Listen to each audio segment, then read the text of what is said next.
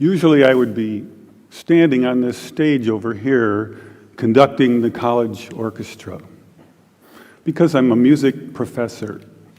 But tonight I'm going to talk about my moonlight activities in the field of science and how they led to a cancer research lab and an important breakthrough. Over the past 8 years, I've had the great pleasure of working with some brilliant and dedicated scientists.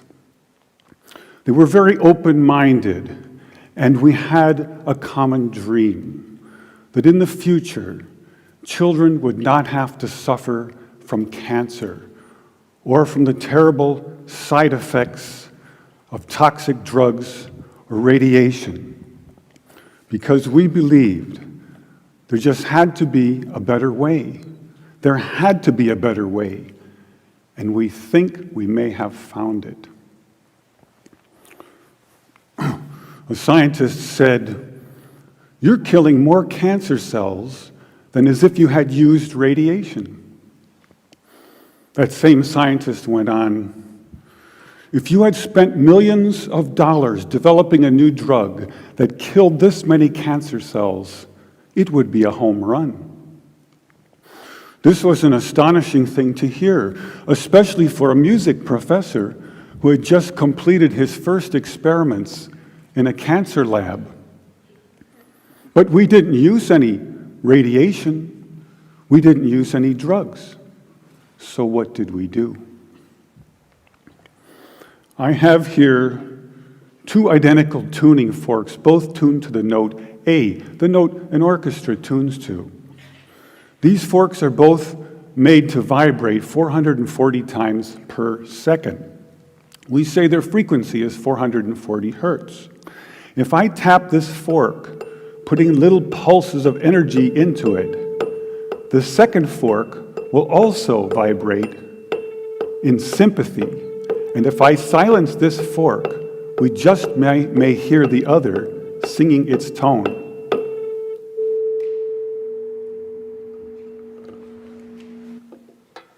We say that I'm inducing a sympathetic resonant vibration in the second fork. It only works because both forks are tuned to the exact same frequency. Now, many of us have seen this very charming young man on the internet who shatters crystal glasses with his powerful voice. But if you watch him carefully, you'll see that first he taps the glass with his finger and listens. The glass sings its natural resonant pitch. Then he takes a deep breath and sings a loud, long note. He induces a resonant vibration in the crystal glass. The vibration grows larger and larger and larger until the glass is shattered. On the other end of the scale, we have a giant bridge made out of concrete and steel, a suspension bridge, the Tacoma Narrows Bridge. Cars and trucks and buses are going over it every day. And unfortunately, where they built this bridge, there was a steady wind blowing across it. And one day this wind induces a small vibration in the bridge, hardly noticeable. But the frequency of the vibration matches the resonant frequency of some part of the bridge. And the vibration gets larger and larger and larger until the bridge collapses into the river below. A destructive resonant frequency. So on one end of the scale, we have a giant concrete and steel bridge destroyed by resonance. And on the other, we have a small crystal glass shattered. So maybe we could shatter something even smaller, something really small, something you would need a microscope to see. Maybe we could shatter a living microorganism. But to do that, you'd need some sort of theory to serve as a basis.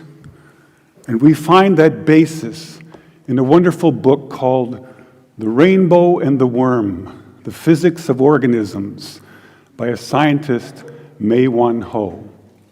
And that book makes a very strong case that living organisms and cells are liquid crystals, or in the least, they have many properties of liquid crystals.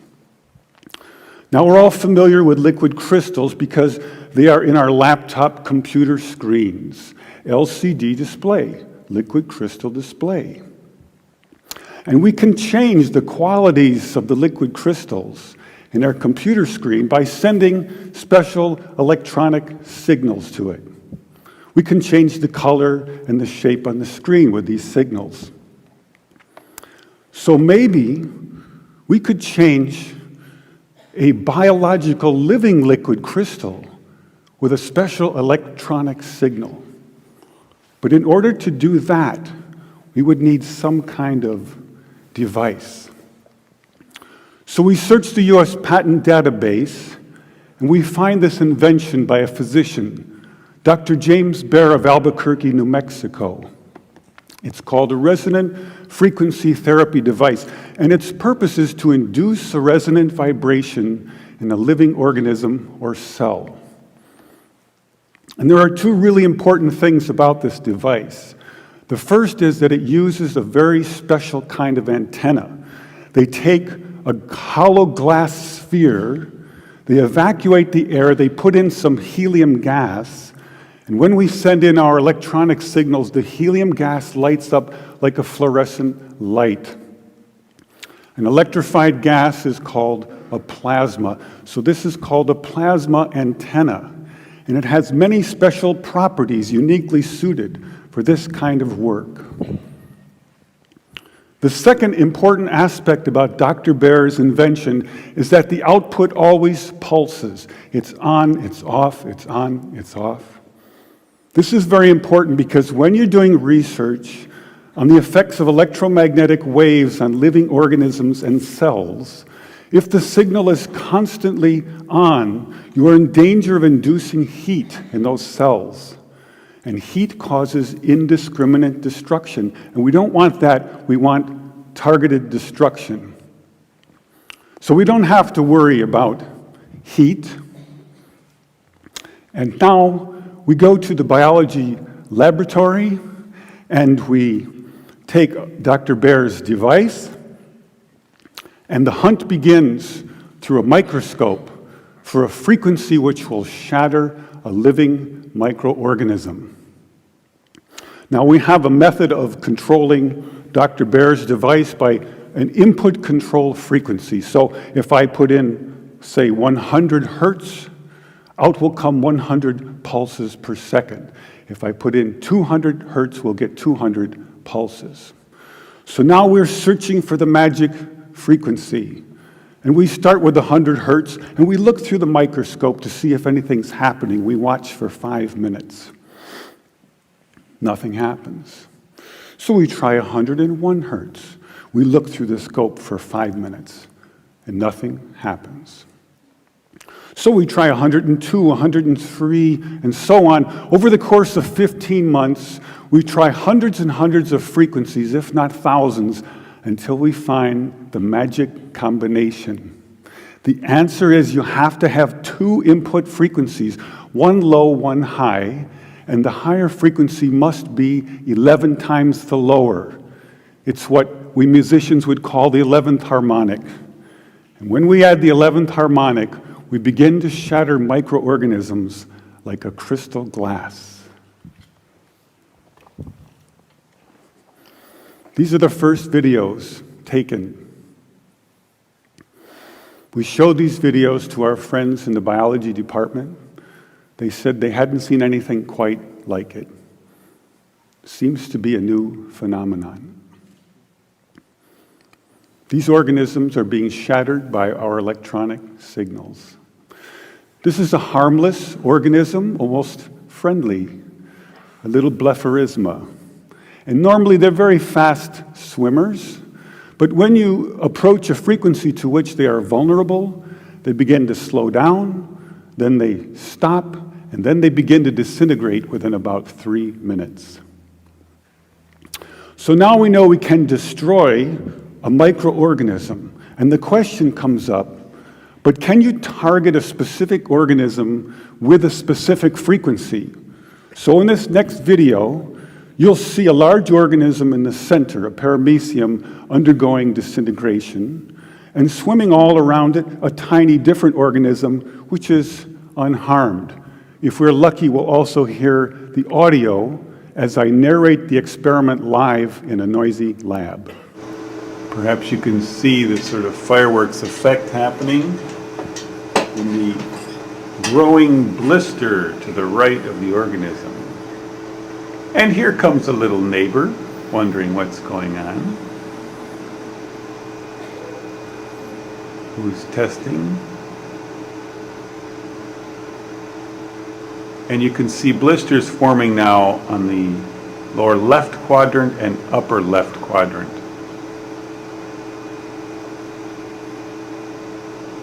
The shape is now changing. And a major explosion out the top. So now we have some evidence that we can target specific microorganisms with specific frequencies. And we make several more videos, and we film the destruction of hundreds of microorganisms. And about this time, we meet a cancer researcher, and we show them these videos. And this results in an invitation to spend 4 months in a cancer research lab trying to shatter cancer cells. This is our setup in the lab. You can see the microscope with cancer cells on it.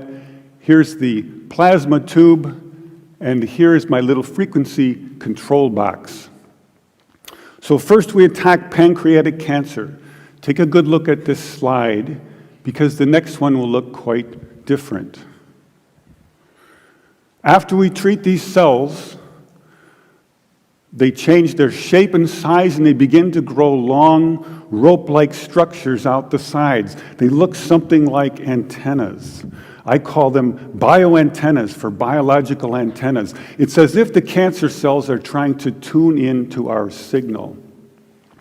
It also turns out this is the beginning of a process of destruction for cancer cells.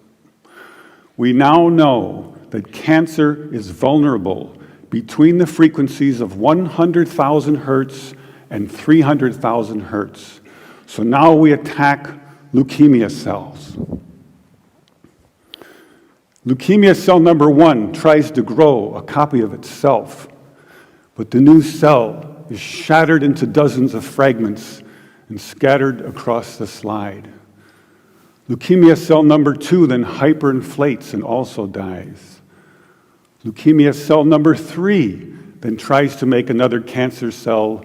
The new cell is shattered and the original cell dies. But killing a handful of leukemia cells is not enough for a patient. What kind of numbers can we do? In repeated controlled laboratory experiments, independently assayed by the 2 top experts, we killed an average of 25% to 42% of the leukemia cells, as high as 60%. They also determined that we slowed the growth rate of the cancer by as much as 65%, so a double effect. Now we attack ovarian cancer cells. This is a more distant shot. Here you see brackets coming up around the cells, showing groups of ovarian cancer cells which are being destroyed.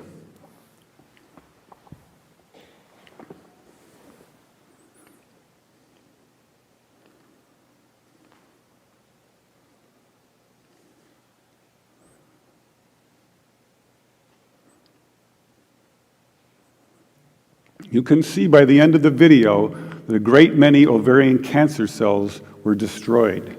Now we attack pancreatic cancer once more. In the center of the screen is a clump of pancreatic cancer cells, like a microtumor under the microscope. We turn on our electronic signals, and the tumor shrinks and is broken up.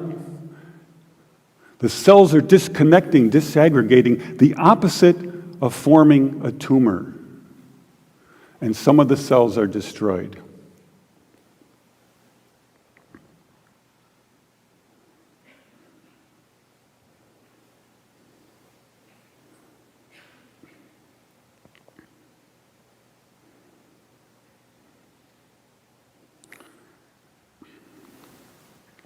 In our most recent work, we attacked the deadly organism MRSA. MRSA is particularly dangerous because it's resistant to many common antibiotics. Thousands of people die every year from MRSA.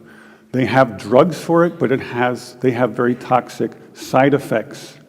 We found that our electronic signals could actually eliminate antibiotic resistance in MRSA. Then by adding a very small amount of a common antibiotic, we were able to kill MRSA and slow its growth rate. Since I was a 17-year-old high school student with twin interests in both music and science, I never imagined the two would come together in a cancer research lab. I now believe that the future cancer treatment rooms for children will be a very different place. It will be a pleasant place where children gather and make new friends. They probably won't even know they're sick. They'll draw pictures, color in their books, play with their toys, all the while unaware that above them are beautiful blue, pinkish plasma lights emanating healing, pulsing electric fields, shattering their cancer painlessly and non-toxically, one cell at a time. Thank you.